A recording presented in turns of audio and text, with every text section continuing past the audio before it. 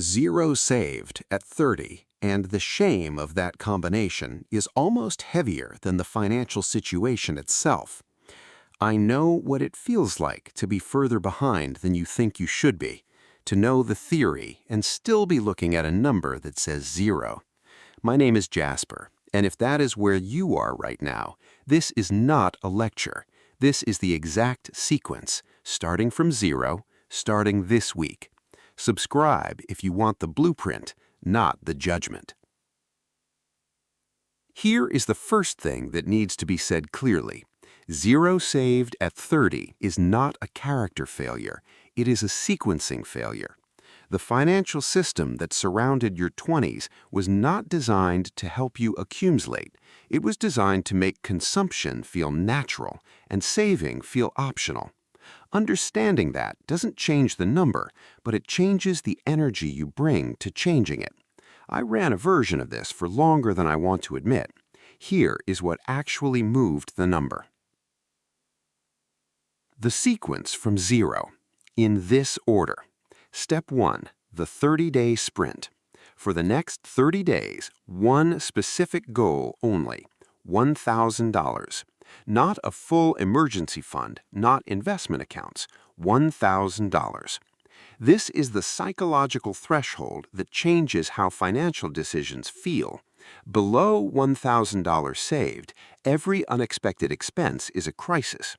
Above $1,000, most unexpected expenses are manageable. The goal of this step is not the amount. The goal is crossing the threshold that makes the next step possible.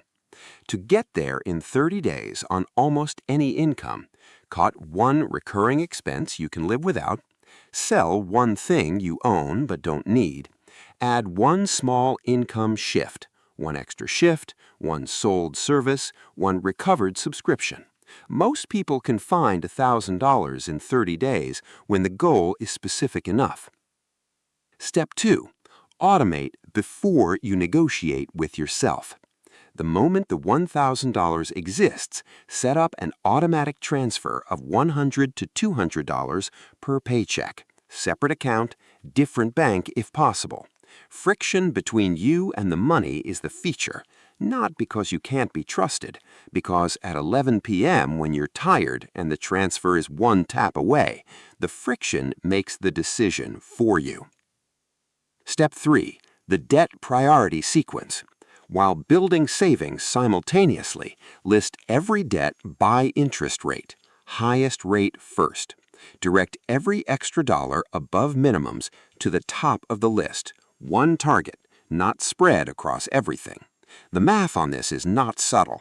At 22% credit card interest, every dollar not attacking that debt is losing 22% annually in guaranteed terms.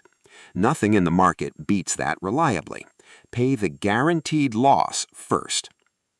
Step 4. The first investment. When high-interest debt is cleared, redirect the same monthly payment directly to a low-cost index fund. The same amount, the same date, the same automation. The payment doesn't stop, it changes destination. Here is the honest timeline. Month 1, $1,000 buffer built. Nothing else has changed yet. Month 3, automatic savings running. First debt showing real movement. Month 6, the first time the month ends without the reset to zero.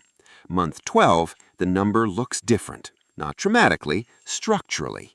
That is the honest timeline.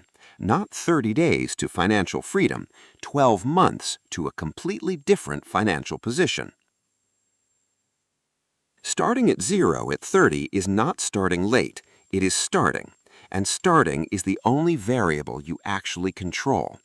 Every month of delay costs approximately $440 in compound growth you never recover.